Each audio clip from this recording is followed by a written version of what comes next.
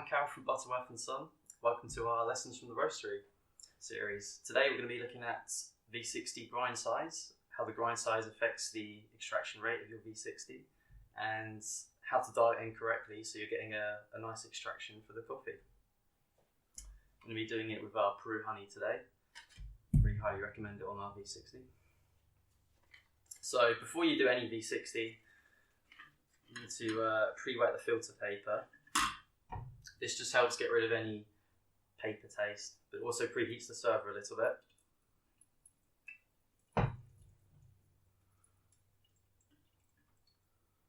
So once that's filtered through, just ditch the water.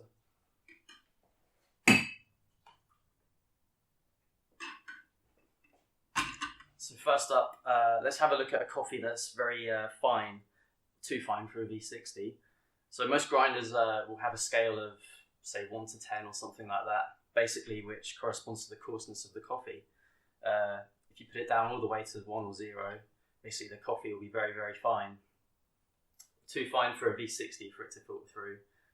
Generally for a fine coffee grind, that's for an espresso machine.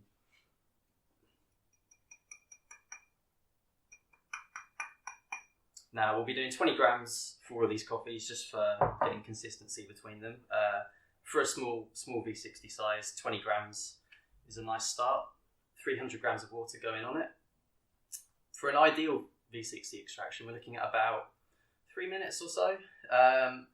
Because this coffee is so fine here, I expect what we're going to start to see is it almost dripping through very, very slowly, too slowly.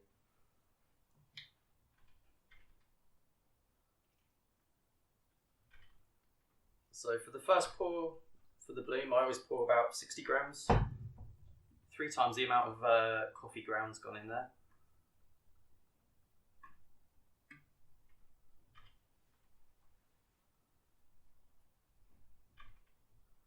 After around 30 seconds, I'll pour about 150 grams on there for the next stage.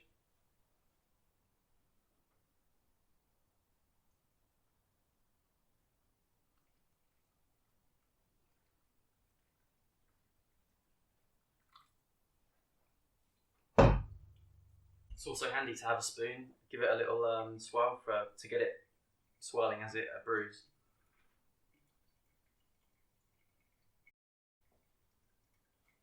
Now I'm going to pour the rest of it on, about 300 grams.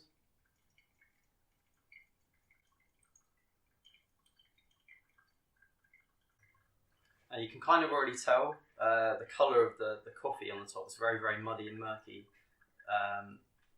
This indicates a very, very coarse coffee, fine coffee grind. Right, so we've gone past the 5-minute mark now. The coffee is only really just finished brewing. So because the water's had such a long contact time with the coffee here, we've over-extracted a lot of flavours. So we've ended up with a very, very bitter end product here because the coffee basically was too fine grind size going in. Alright, next up, let's check out a very, very coarse grind. So this would be basically going the other end of the scale on the grinder, putting it up to say 13 or whatever your grinder goes to. Coffee is actually too coarse here, so I expect what we're going to see is the water's going to seep through way too fast and we'll get a very, very under-extracted V60.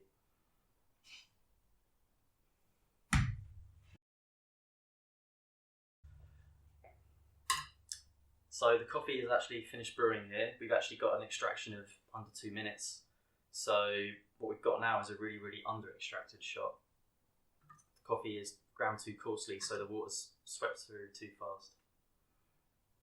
Alright, so lastly we're going to check out what the grind size should be like for a V60. It is still towards the coarse side, but it's sort of a medium coarse grind. That's what it should be like for a V60.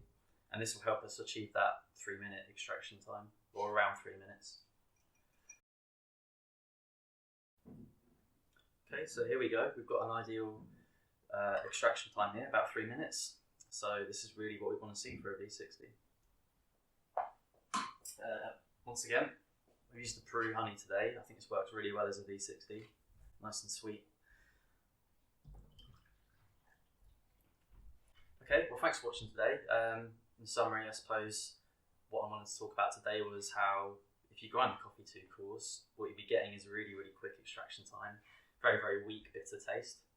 If If you go the other side, grind it too finely, then it's a bit impractical really, because you're getting like ages for a coffee to brew.